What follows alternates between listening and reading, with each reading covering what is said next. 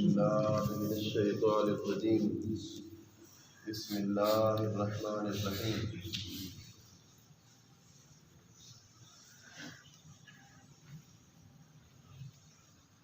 ذلك الكتاب لا ريب فيه صدق الله العظيم۔ اللہ رب العزت کی کرم سید الانبیاء امام الانبیاء حضور حضرت محمد مصطفیٰ احمد مجتبیٰ صلی اللہ علیہ وآلہ وبارک وسلم کی نالین پاک کے تصدق سے جمعۃ المبارک کے مبارک موقع پر حاضر ہیں۔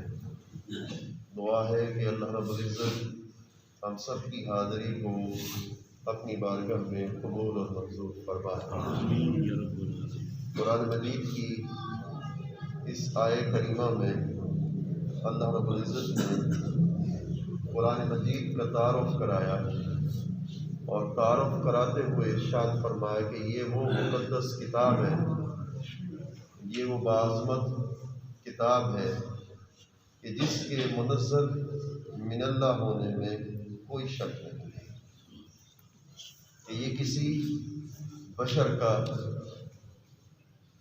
من گھڑت کلام نہیں ہے، یہ اللہ کا کلام ہے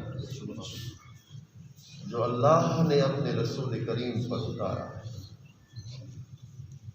ہم کئی جمعۃ المبارک سے قرآن مجید کی اہمیت فضیلت پر اور اس کے علوم پر اپنی بحث کو جاری کیے ہوئے ہیں، اور آج اس کا آخری سلسلہ ہم اس پر کرنے کی کوشش کریں گے تاکہ اگلے جمعۃ المبارک پر کسی اور موضوع پر اپنی بحث کر سکیں اگر اللہ نے زندگی دی۔ تو قرآن مجید کے لاریب ہونے میں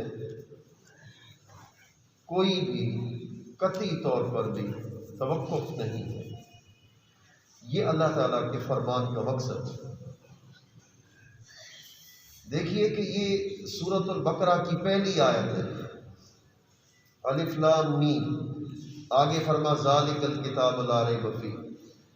یہ الف لام میم حروف مقطعات میں سے ہے، اس لیے کہ ان کو قطع کر کے پڑھا جاتا ہے۔ الف لام اور میم ان کو قطع کر کے پڑھا جاتا ہے، اس لیے ان کو حروف مقطعات کا نام دیا جاتا ہے۔ اب یہ جتنے بھی حروف مقطعات ہیں، حام میم کاف ہا یا عین صاد، یہ وہ اس کے اندر جو اسرار اور رموز ہیں یہ اللہ جانتا ہے۔ الف سے کیا مراد ہے، لام سے کیا مراد ہے، میم سے کیا مراد ہے، ہا سے کیا مراد ہے، میم سے کیا مراد ہے، یہ اللہ جانتا ہے۔ لیکن علماء نے لکھا ہے اسرار بین اللہ و رسولہ، یہ راز ہے اللہ اور اس کے رسول کے درمیان۔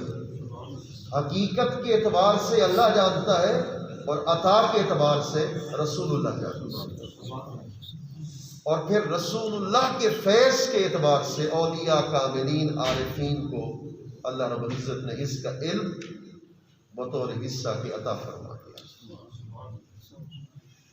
اب یہاں الف لام میم پر اگر ہم بات کرنا چاہیں تو علماء لکھتے ہیں کہ الف سے مراد اللہ ہے، لام سے مراد جبریل ہے، اور میم سے مراد محمد مصطفیٰ صلی اللہ علیہ وسلم۔ اللہ نے الف لام میم کہہ کر ہی فرما کر ارشاد فرما کر ہی بتا دیا کہ اللہ نے اس کتاب کو نازل کیا، رسول اللہ پر یہ کتاب نازل ہوئی، اور لانے والے حضرت جبریل امین تھے۔ یعنی کتاب کا سورۃ البقرہ کا پہلا لفظ ہی، وہ پہلا نظم ہی، وہ پہلی آیت ہی اس بات پر بطور تصدیق کے ان کی تردید کے طور پر پیش کر دی گئی کہ تم من گھڑت کہتے ہو اس کلام کو، اس کا نازل کرنے والا تو اللہ ہے۔ یہ وجہ پیش کیوں آئی تھی؟ اس لیے کہ کفار نے یہ کہا تھا کہ بشر پر وحی نازل نہیں ہو سکتی، بشر نبی نہیں بن سکتا۔ وہ کہتے تھے کہ ہمیشہ جو بنتا ہے نبی بنتا ہے وہ ملک بنتا ہے، فرشتہ بنتا ہے. اس لیے ہم نہیں مانتے کہ رسول اللہ صلی اللہ علیہ وسلم رسول ہے، نبی ہے، اس لیے کہ بشر. اصل میں وہ ایک آڑ اور ہیلا اور بہانہ کر رہے تھے کہ ہم یہ کہہ کر رسول اللہ کی نبوت کا انکار کر دیں، نبوت کا انکار کر دیں کہ رسول اللہ نبی نہیں. وہ کہتے تھے کہ یہ تعجب کی بات ہے کہ اللہ رب العزت نے ایک مرد پر وحی کا نزول کیا. یہ تعجب ہے کہ اللہ رب العزت نے ایک بشر پر وحی کا نزول کیا. ہم اس کو تسلیم نہیں کرتے، ہم اس کو نہیں مانتے. چنانچہ اللہ رب العزت نے ان کا رد کر دیا، تردید کر دی ان کی.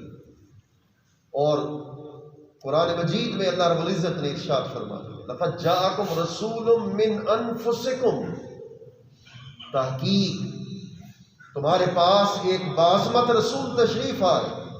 من انفسکم اے من جنس البشریہ، وہ جنس بشریت میں سے ہیں. من انفسکم وہ تم میں سے ہے. من انفسکم ارشاد فرما کر دراصل ان کے عقائد باطلہ کی تردید کر رہا تھا خدا، جو کہہ رہے تھے کہ یہ اللہ کا کلام نہیں ہے، یہ منزل من اللہ نہیں ہے بلکہ کسی بشر کا کلام ہے. تو بشر نبی نہیں بن سکتا. اللہ یہ ان کی تردید کر رہا تھا کہ یہ رسول باعظمت تشریف لائے جو تم میں سے ہے، یعنی جن سے بشریت میں سے ہے، جن سے ملک میں سے نہیں ہے. اب اس پر گفتگو کرنے سے پہلے میں ایک بات آپ کو بطور مثال کے پیش کر دیتا ہوں، جس کو میرے خیال میں نے کئی سال پہلے پڑھا تھا. علامہ آلوسی نے تفسیر روح المعانی میں بھی اس بات کو لائے شاید. وہ کہتے ہیں کہ اگر ان کے کہنے کو مان لیں ہم بالفرض طور عقل کے عقلی بات کو کرتے تھے، اگر مان لیں کہ ملک ہی نبی ہوتا ہے، ملک پر فرشتے پر وحی کا نزول ہوتا ہے، تو رسول کے لیے ضروری ہے کہ اللہ کے احکام کو وہ بشر تک پہنچائے. رسول کی تو تعریف ہی ہے یہ وہ انسان بعثہ اللہ تعالی الی الخلق لتبلیغ احکامہ، کہ رسول وہ باعظمت انسان ہوتا.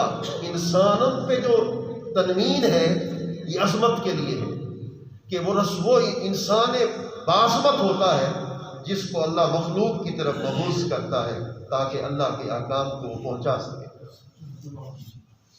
اگر فرشتہ رسول ہے،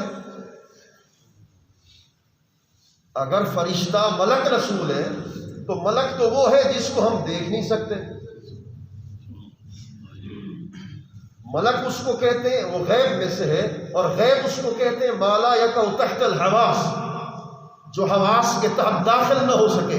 حواس ہے 5: آنکھ، کان، قوت بصارت، قوت سماع، قوت لمس، قوت ذائقہ، قوت شم، یعنی سونگھنے کی طاقت، چکھنے کی قوت، چھونے کی طاقت اور دیکھنے کی قوت، سننے کی طاقت. یہ 5 حواس ہیں. اب حواس کے تحت غیب داخل نہیں ہو سکتا. فرشتہ حواس کے تحت داخل نہیں ہے. اگر فرشتہ ہماری حواس کے تحت داخل ہوتا تو کوئی انسان یہاں کھڑا ہو کر میری تردید کر دے اور کہہ دے کہ میں نے اس فرشتے کو آج دیکھا ہے یا کبھی دیکھا. یہ تو ایمان ہے نا کہ لکھ رہا ہے، نیکی لکھ رہا ہے، یہ برائی لکھ رہی ہے، اس پر تو عقیدہ ہے نا. کوئی شخص یہ دعویٰ کر کے کھڑا ہو جائے مولانا تم غلط کہہ رہے ہو، میں نے دیکھا ہے، یہ اس کی بات کو میں نے سنا ہے، یہ آپس میں کلام کر رہے تھے میرے کان نے سنا. تو جب اس کو دیکھ نہیں سکتے، فرشتے کو جب اس کی بات کو سن نہیں سکتے، تو پھر وہ اللہ کے احکام مخلوق تک کیسے پہنچا پاتے؟ یہ تو عقل کے خلاف بات کر رہے تھے وہ. وَكَانَ لِلنَّاسِ عَجَبًا، وہ تو عقل کے خلاف بات کر رہے تھے کہ تعجب کی بات ہے کہ اللہ پاک نے ایک مرد کو رسول بنا کر بھیجا۔ بھائی اگر بشر رسول نہیں، تمہارے نزدیک ملک رسول ہے، اگر ملک رسول ہے تو اللہ کا پیغام لوگوں تک وہ کیسے پہنچائے گا؟ جس کو انسان نہ دیکھ سکے، جس کی بات کو نہ سن سکے، جس کے کلام کو نہ دیکھ سکے۔ اس لیے تم تو عقل کے خلاف بات کرتے ہو۔ اس لیے فرما لقد جاءکم رسول من انفسکم، فرما تحقیق یہ باعظمت رسول ہے جو تم میں تشریف لائے۔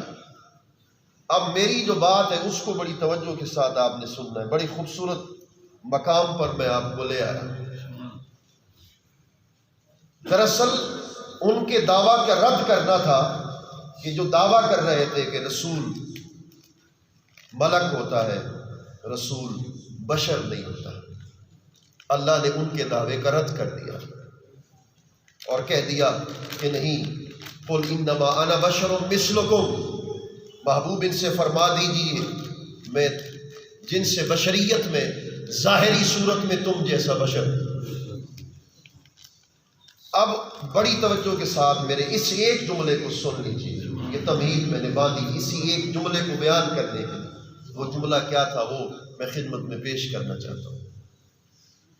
جب ان کے عقائد کا رد کر کے خدا نے کہا کہ نہیں، رسول جن سے بشریت میں سے ہوتا ہے، کہ لقد جاءکم رسول من انفسکم، کہ وہ تحقیق تم میں سے تشریف لائے، تو اللہ کا مقصد تو یہ تھا کہ تاکہ ان کو رد کر دیں جو کہتے تھے کہ ملک رسول ہوتا ہے۔ لوگوں نے یہ بنا لیا کہ چونکہ اللہ نے فرما دیا اس لیے رسول اللہ محض بشر ہے، وہ نور نہیں ہو سکتے، محض بشر ہے۔ بھئی وہ تو کافروں کا رد کرنا تھا، وہ تو کافروں کو بتانا تھا کہ فرشتہ رسول نہیں بن سکتا، بشر رسول بنتا ہے۔ تو ایک صفت کے بیان کرنے سے دوسری صفت معدوم کیسے ہو گئی؟ ایسے ہے نا۔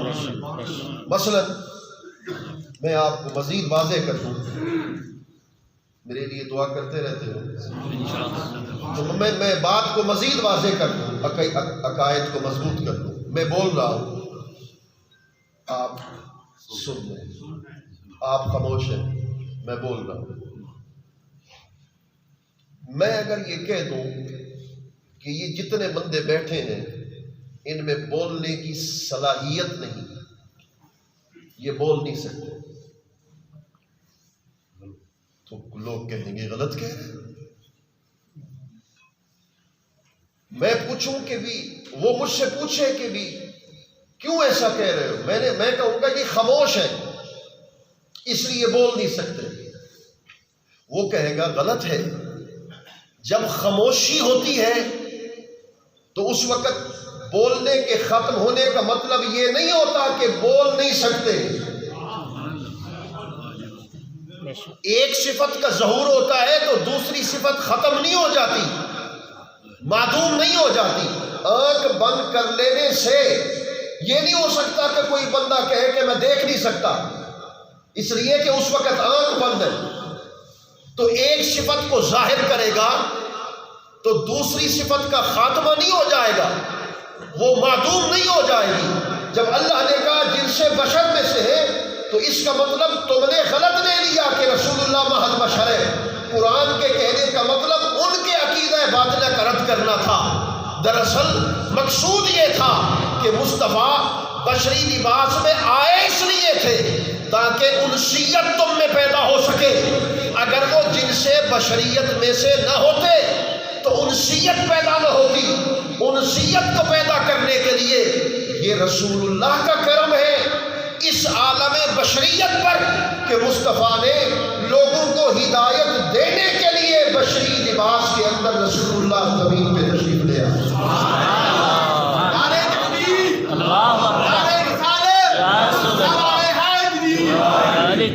اس لیے حضرت فاروق اعظم فرما رہے تھے، آپ تو لامکاں پہ رہنے والے تھے، لامکاں پہ رہنے والی ہستی نے ہم جیسے زمین پہ رہنے والے لوگوں پر کرم فرمایا حضور آپ نے لامکاں کی ان خلوتوں کو چھوڑ کر اس جہاں کی جلوتوں کو اختیار فرمایا۔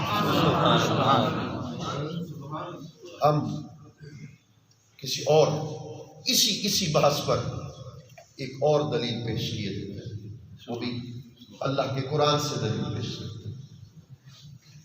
ما کان لبشر، وہ دلیل میری یہی ہے کہ ایک صفت کو بیان کرنے سے یہ نہیں ہوتا کہ دوسری صفت ختم ہو جائے، دوسری صفت ختم ہو جائے، یہ نہیں ہوتا، بلکہ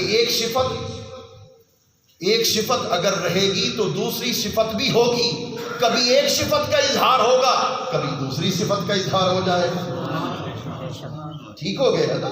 تو ایک صفت کے اظہار سے وہ صفت ختم نہیں ہوگی جو دوسری تھی۔ چپ رہنا کا مطلب یہ نہیں ہے کہ بول نہیں سکتا، بولنے کا مطلب یہ نہیں ہے کہ چپ نہیں ہو سکتا، دیکھنا اس کا مطلب یہ نہیں ہے کہ آنکھ بند نہیں کر سکتا۔ ایک صفت ظاہر ہوگی تو دوسری صفت ختم نہیں ہو جاتی، بلکہ وہ بھی صفت برقرار رہتی ہے۔ اس سے ثابت ہوا کہ رسول اللہ صلی اللہ علیہ وسلم جن سے بشریت میں سے بھی ہیں تاکہ بشر کو تبلیغ احکام کر سکے، مگر جن سے بشریت کو محض بشریت سے تعبیر کر دینا یہ غلط ہے، کہ محض بشر ہے یہ کہنا غلط ہے۔ قرآن اس کی تردید کرتا ہے، اور آپ نے بڑی توجہ کے ساتھ میری اس جملے کو سننا، بڑی توجہ کے ساتھ۔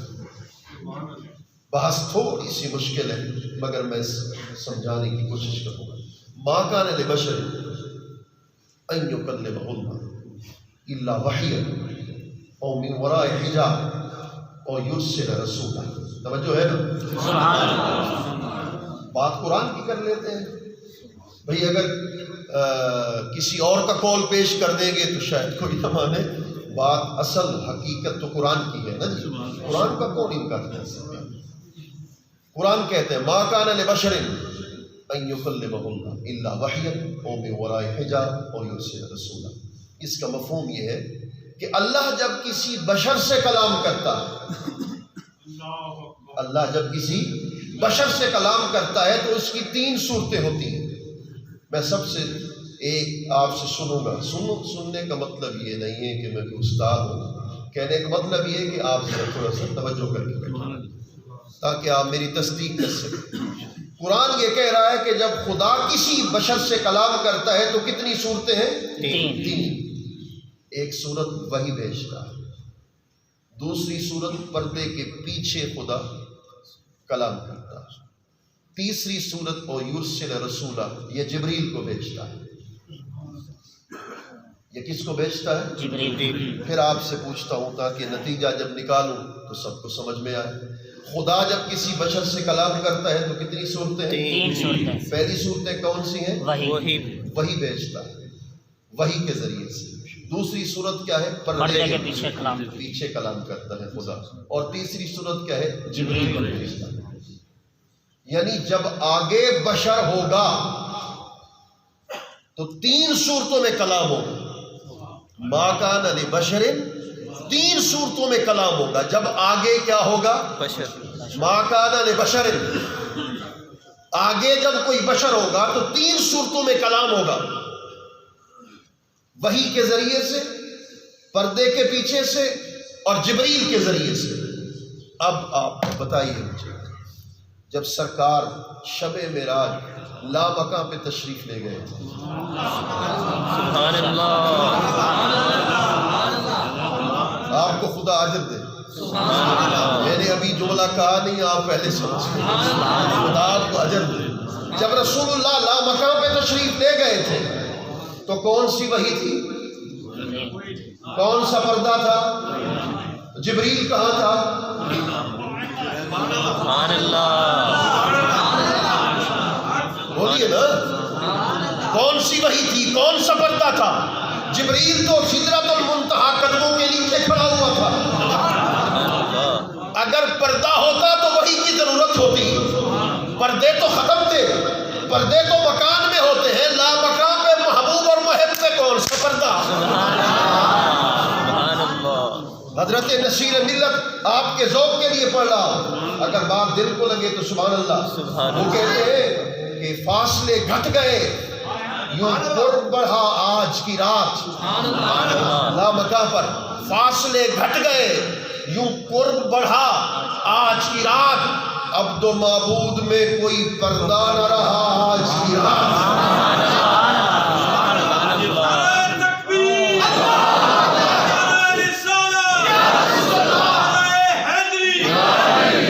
فاصلے گھٹ گئے یوں قرب بڑھا آج کی رات، اب تو معبود میں کوئی پردہ نہ رہا آج کی رات۔ میں شاہ صاحب کے لیے پڑھ رہا ہوں، آج کی رات کے انداز نرالے دیکھے۔ میں کہتا ہوں اگلا مصرع جب سنو گے نا 8 دن تک یہ یاد رہے گا۔ سبحان اللہ۔ اگلا مصرع جب سناؤں گا نا 8 دن تک یاد رہے گا۔ وہ فرماتے آج کی رات کے انداز نرالے دیکھے، وہ معراج کی رات، آج کی رات کے انداز نرالے دیکھے، پڑھ کے چلتی ہے درود ان پہ ہوا آج کی رات، پڑھ کے چلتی ہے درود ان پہ ہوا آج کی رات، کہ زمین سے لے کر لامکان، زمین سے لے کر جہاں جہاں تک ہوا چل رہی تھی، اس رات ہوا بھی محمد مصطفیٰ پہ درود و سلام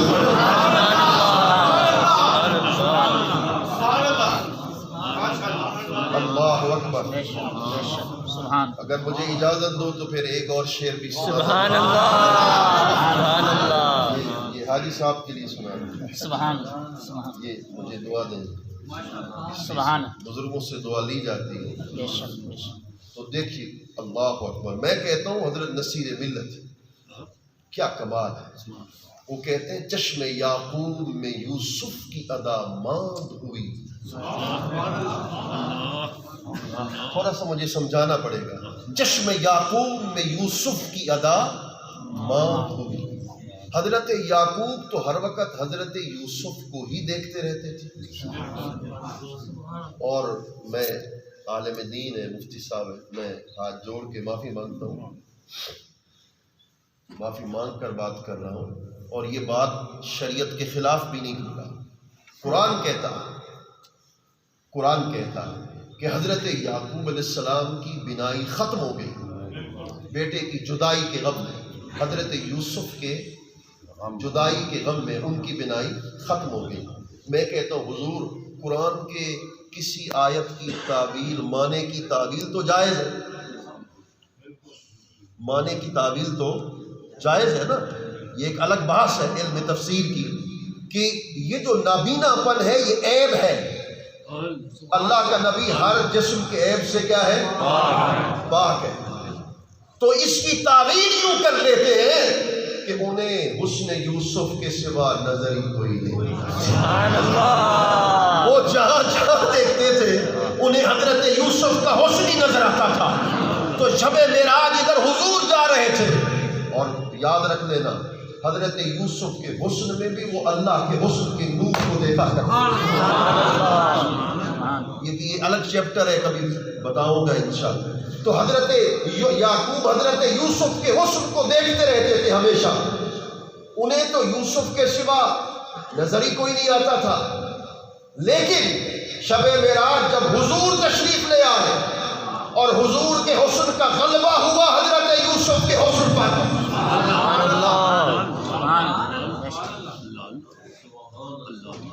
جب سورج طلوع ہوتا ہے نا تو سورج کے حسن کا غلبہ ہوتا ہے ستاروں پر، اور چاند پر بھی غلبہ ہوتا ہے اس کا۔ تو جب حضور کے حسن کے نور کا غلبہ ہوا حضرت یوسف کے حسن پر، تو پھر حضرت یعقوب کی توجہ ادھر سے ہٹ کر ادھر ہوئی۔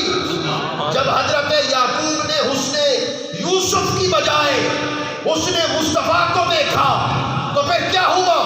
چشم یعقوب میں یوسف کی ادا ماند ہوئی، دیر تلک مصر کا بازار لٹا آج کی رات۔ سبحان اللہ۔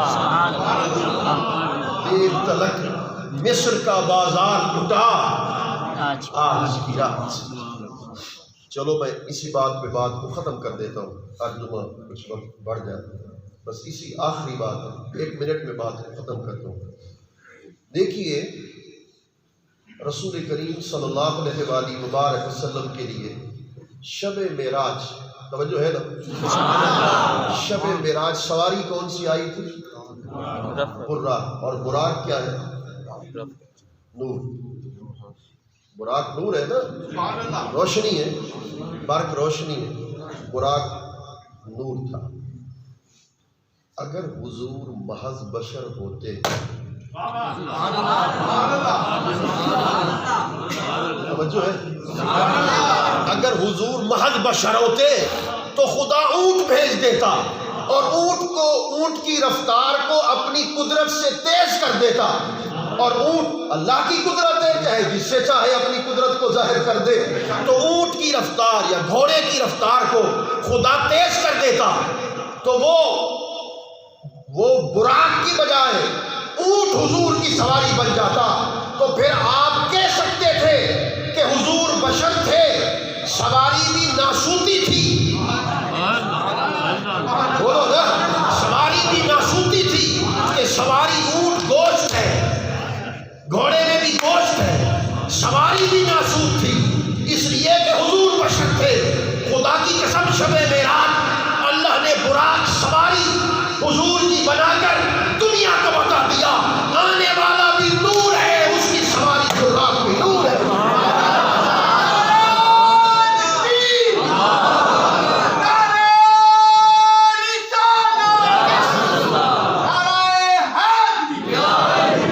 اس لیے ماننا پڑے گا، او بھی سجن بہوا تیرے رسول کی مرضی چاہے بشری لباس میں آئے، رسول اللہ کی مرضی چاہے نوری لباس میں آئے، بشری لباس میں آئے، تو پھر حضرت حسان کہے کہ انک قد خلقت کما تشاء، واصل منک لم ترکت عین واجمل منک لم تلد النساء، خلقت مبرئا من کل عیب کانک قد خلقت کما تشاء۔ اگر وہ نوری لباس میں آئے تو پھر تب بھی حق، تب بھی کیا ہے؟ اللہ کریم ہم سب کے حال میں کرم فرمائے۔ اللہ صلی اللہ علیہ وسلم، میرے مالک ہم سب کی خیر فرما، رسول اللہ کی محبت عطا فرما، حضور کا عشق نصیب فرما، حضور کی امت میں اتحاد نصیب فرما، حضور کی امت میں نفرتوں کو ختم کر دے۔ میرے مالک ہمیں صحیح عقیدہ نصیب فرمایا، اس پہ ہمیشہ ثابت قدم رکھا، اس پہ ہمیشہ استقلال رکھا، ہم سب کا خاتمہ بالایمان نصیب فرما، ہمیں ایمان کا نور عطا کیا ہے، اس کے اندر اضافہ فرما، تقویٰ کا نور نصیب فرما، بیماروں کو شفا عطا فرما۔ سب دعا کرے میرے والد گرامی آج کل شدید بیمار ہیں، میرے مالک انہیں شفا کلی کاملہ عاجلہ صحت نصیب فرما، وہ ہمارے علاقے کا فخر ہے، اے اللہ ہمارے مسلک کو ان کی ضرورت ہے، اے اللہ دست غیب سے ان کی غیبی مدد فرما، انہیں عمر خضر عطا کر، عمر خضر عطا کر، عمر دراز نصیب فرما، اور قلندر وقت شیخ کامل سیدی حضور حضرت خواجہ بدھن سی غریب نواز آپ کو شفائے کاملہ عاجلہ نصیب فرما، آپ کو سکی صحت نصیب فرما، وقت خیر، آخر خیر، ظاہر خیر، باطن خیر، وصلی اللہ علیہ وسلم۔